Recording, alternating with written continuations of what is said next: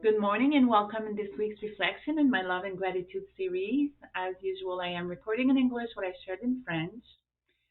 Today we will explore the topic of trust.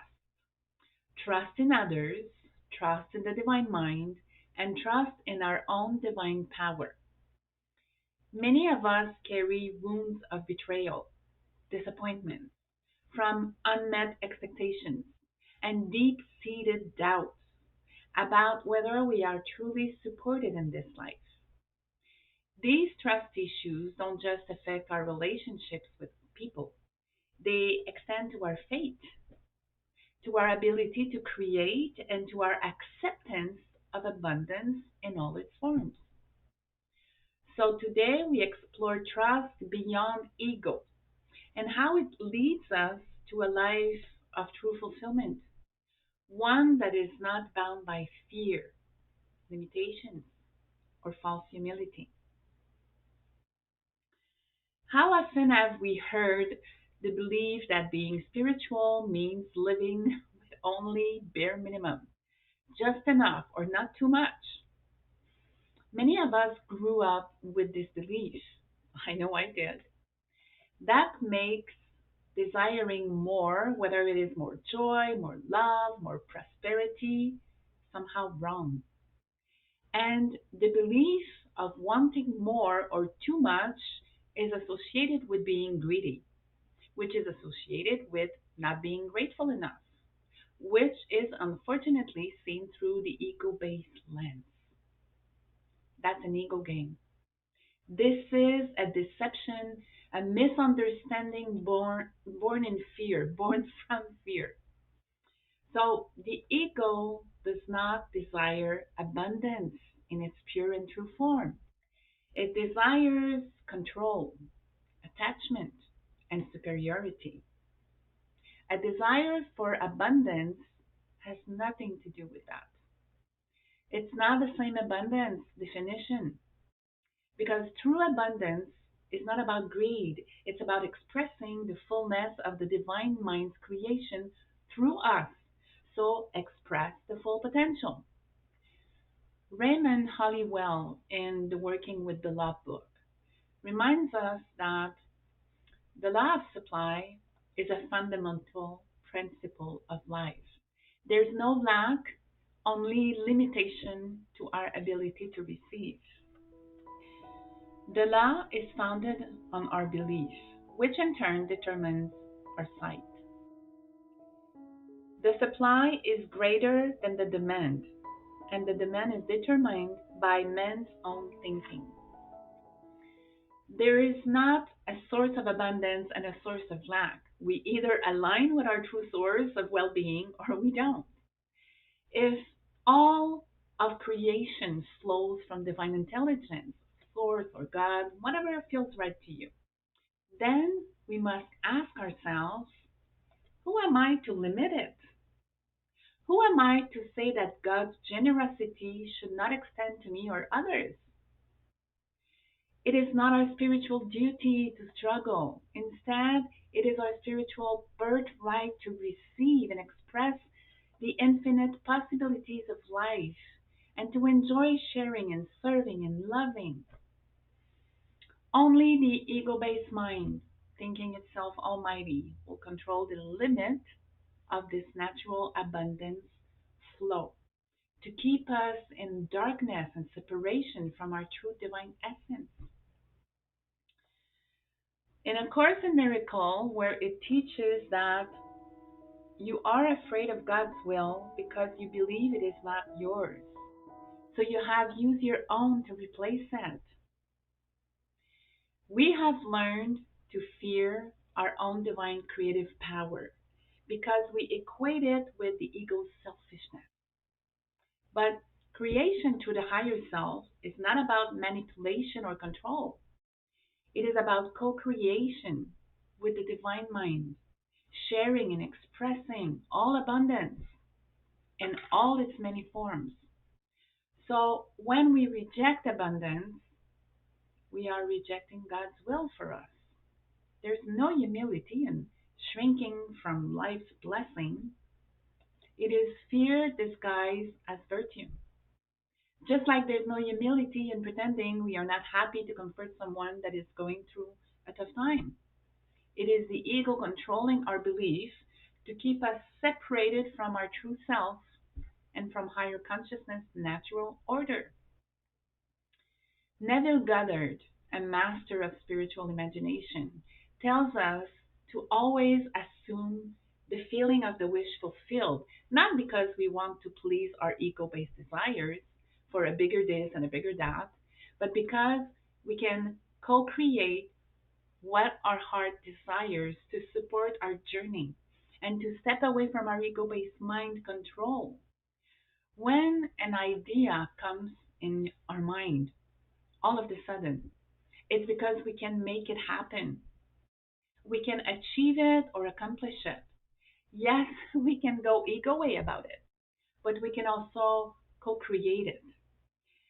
He teaches that when you assume your desire and live as if it were true, no power on earth can stop it from becoming a fact. We must trust from the core of our being. To incarnate a new and greater value of yourself, you must assume that you already are what you want to be, and then live by faith with this awareness. This is in the power of awareness. This is trust in action, not a passive hope, but an active faith. If we desire a life of peace, joy, and fulfillment, we must not hesitate to see ourselves living it. This is not ego based. This is aligning with divine creation. Many people hesitate to trust their own desires, fearing they are selfish. But consider this: if a musician has a gift for song, should they silence it? If a healer has the power to comfort and hold a space for natural healing to take place, should they hold back? No. And so it is the same with everything that is abundance. If your heart calls you to a life of freedom of the mind, of comfort, of sharing joyfully with others your own gift, whatever it is, trust that this is a divine calling, not the ego that wants to show itself. And the abundance needed to support it is rightfully yours. What is not ease is a dis-ease. And each disease is telling us something is misaligned with our true self, our essence, and with our natural state of being. We often think of disease in terms of physical disease or mental disease, but there are more than those we don't think about, like our beliefs and perceptions. Joseph Murphy said, "There is no virtue in poverty. The latter is a mental disease, and it should be abolished from the face of the earth. You are here to grow, expand, and unfold spiritually, mentally, and materially."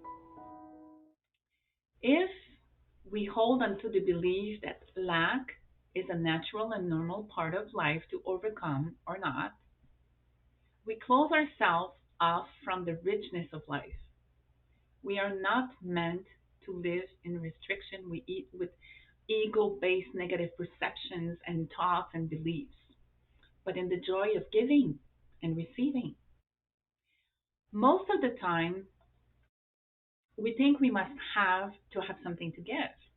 And this keeps active the belief about lack, not having enough, or not having enough yet, or giving conditionally. This has been a personal belief of mine for decades. It also has been part of my trusting issues. Trust that your desires, when aligned with love and service, are not ego based, they are divine. When we feel resistance in trusting ourselves, God, or the abundance available to us, we must ask ourselves, where have I mistaken lack for holiness? What story do I believe in and in which not having enough was holy or a spiritual way to live? Do I truly believe that a pure and loving God wishes me to struggle?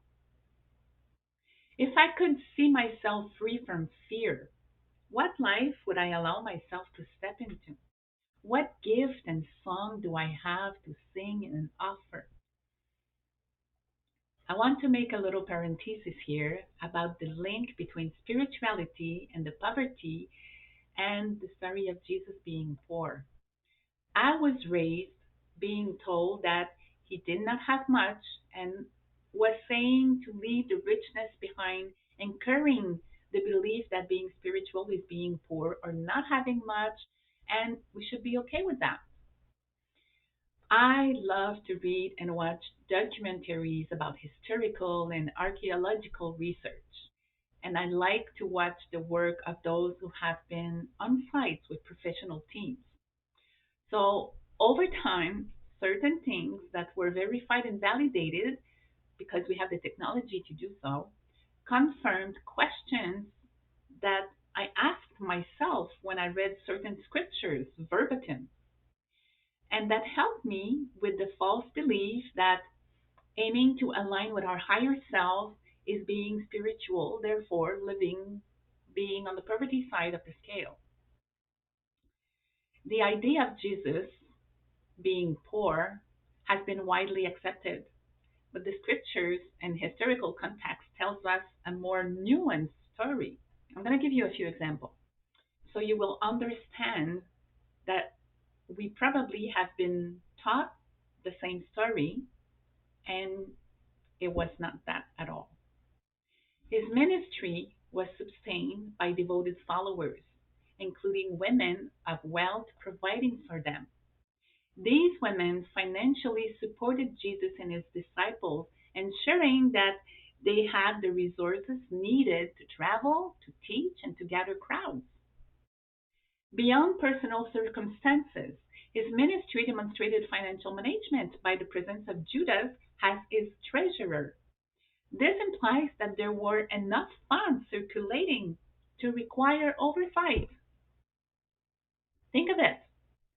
Another thing that is not really known by many, unless you love history and genealogy, is that Joseph of Arimathea, who was wealthy and influential member of the Jewish council, was also Jesus' mother uncle.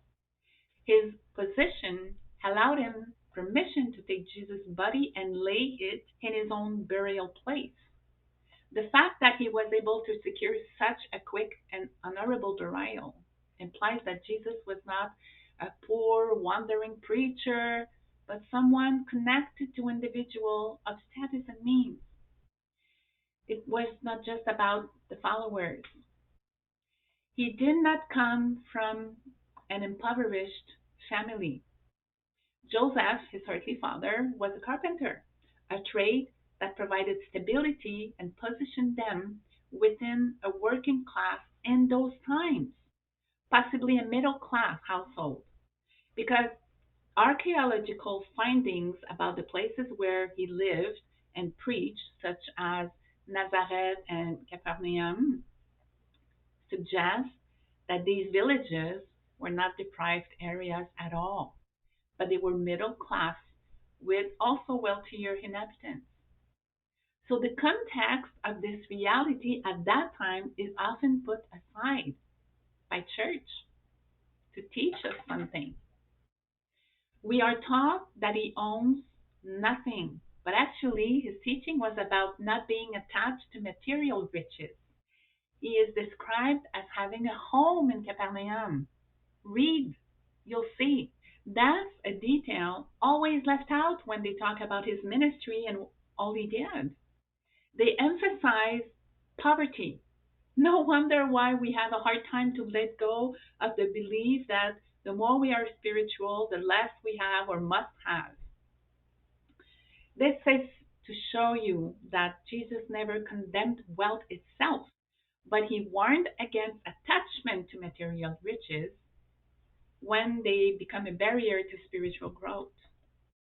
He taught that abundance should serve a higher purpose, aligning with the divine will rather than the ego-based driven accumulation.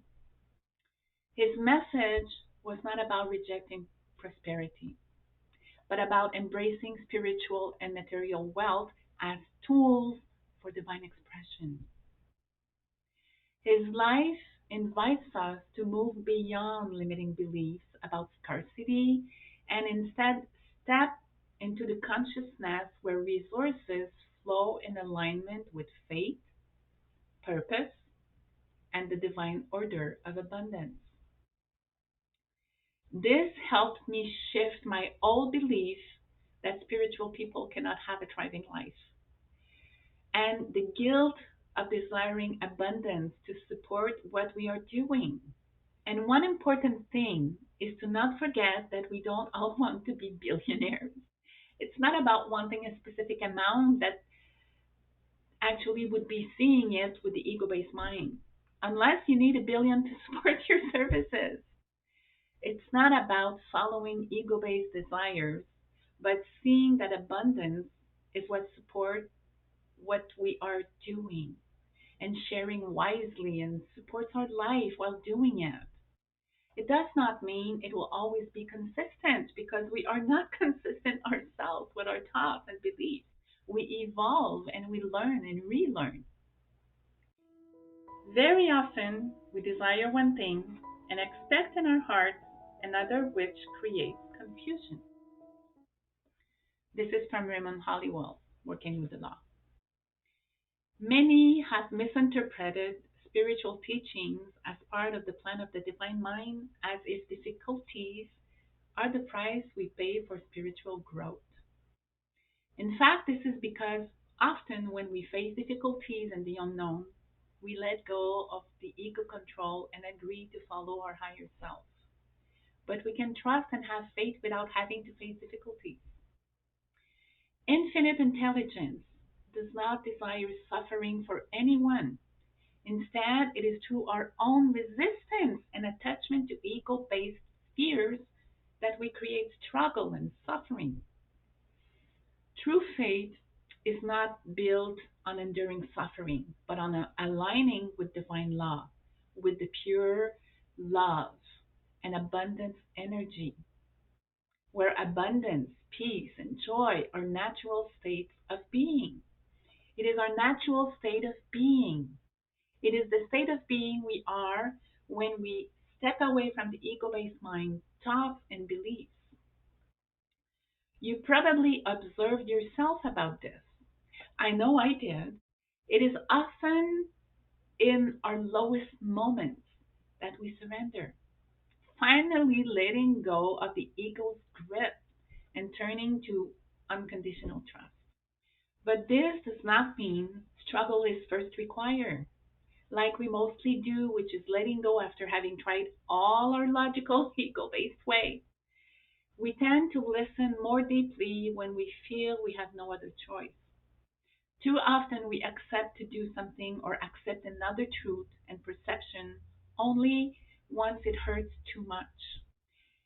If we could trust in the divine mind's infinite wisdom from the start, we would realize that abundance and ease are just as much a part of spiritual truth as humility and service. The ego makes us believe that if we stop trying, it's wrong. But when we stop and listen and only follow inspired actions, we move away from the ego's way of controlling the narrative. I invite you to explore more about this week. Take the time to explore your trust, not the kind that hesitates and doubts, but the kind that moves forward with faith. Faith is not believing before seeing it, but it is seeing within yourself, feeling it so you believe it, and then you see it in your ego reality. Let us trust that the universe supports us, that our desires are sacred, and that abundance is a gift we are meant to accept and share in all its forms. Do your inner work to let go of false beliefs It's a lifetime process. I still have to do this regularly. May we walk forward today with a heart open to life's fullness, trusting in divine wisdom, in divine timing, and in opening ourselves to accept all that is ours to receive to support our journey. Remember, there's no lack. There's just a focus on what we don't have, accepting the belief that suffering is normal when it is purely ego based. On this note, remember to breathe in, to let go of all your ego based thoughts and vision, to see from your soul, and to live out. See you next week. If this reflection resonated with you and you feel called to deepen your practice, I invite you to explore the e-guides or spiritual mind treatments, especially designed to support your journey. You can also join the membership to access all these resources for free. And if you simply wish to give in gratitude, donations are always welcomed with love. Simply follow the links in the description. However you choose to engage and share, know that your presence and devotion to your path are truly appreciated.